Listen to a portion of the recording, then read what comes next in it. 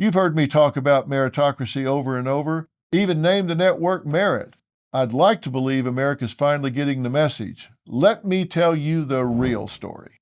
Here's some headlines. Some of Silicon Valley's most prominent schools have ditched honors classes in the name of equity. Talk about a race to the bottom. Come on. California firefighters lowered standards with DEI efforts. Hey, I want a DEI firefighter when my house catches on fire.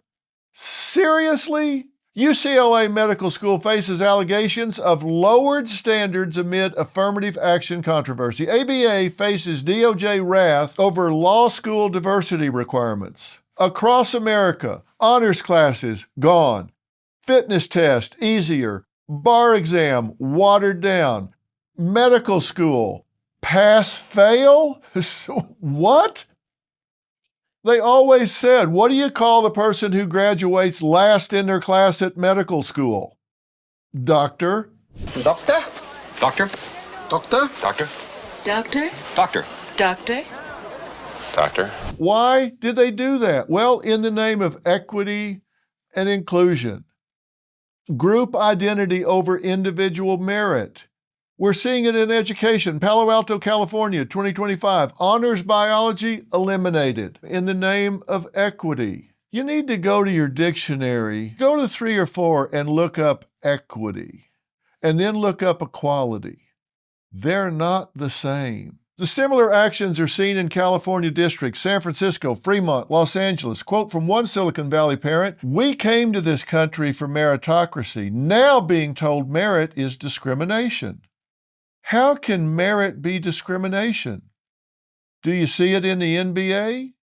Do you see it in Major League Baseball? No. You see who can run fast, jump high, hit hard. New York City, 2023, gifted and talented programs slashed. Let's not take our best and brightest and prop them up. Let's slash those programs.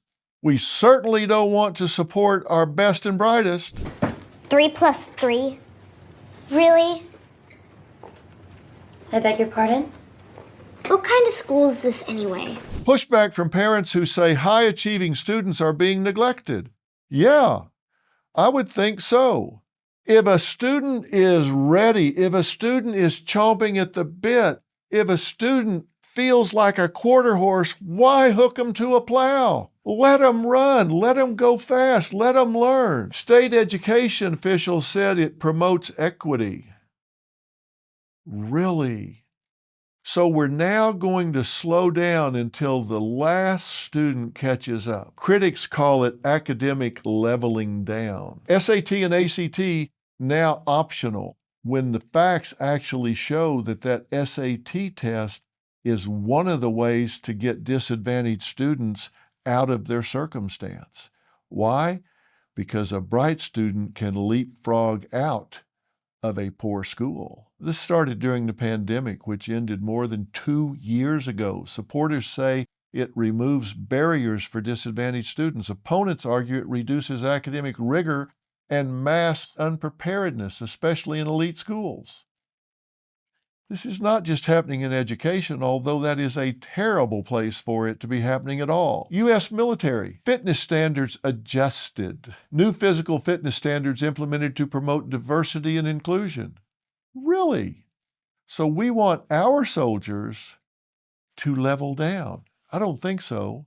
Women, older recruits now eligible to pass with lower scores. That's not fair to them.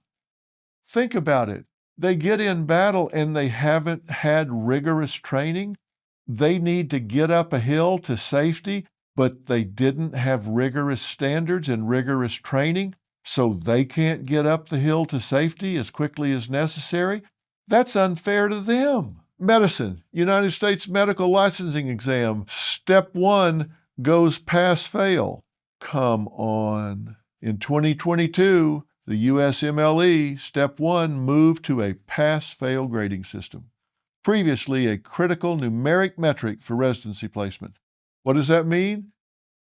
Where you got placed for residency was based on how well you performed on these exams. The better you did, the more choices you had, the more sophisticated specialties you could get into.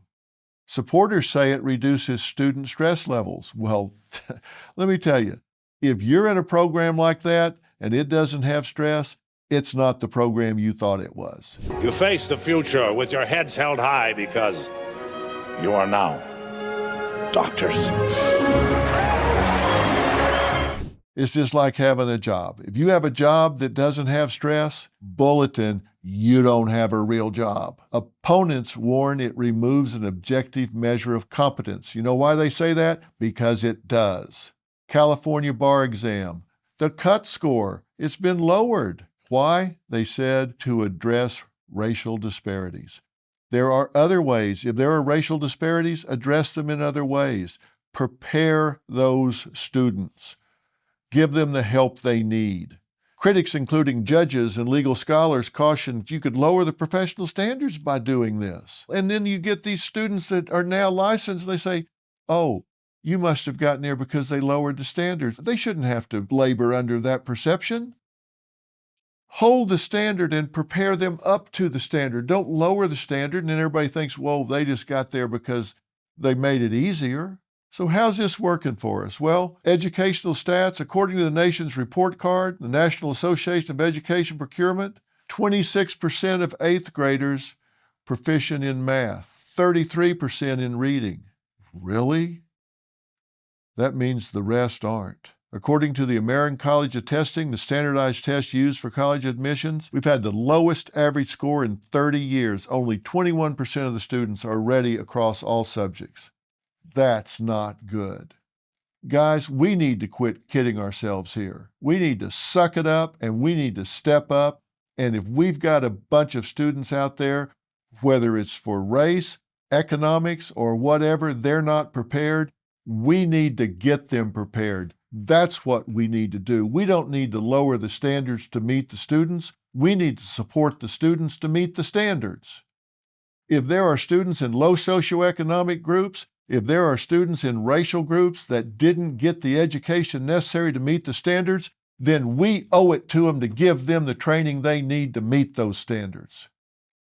And make no mistake, we have students in this country that aren't getting the quality education, and we owe it to them to give them that quality education. If we have students in racial minorities that aren't getting the teachers that they need, aren't getting the internet they need, don't have the devices they need, then we need to spend the money to give it to them.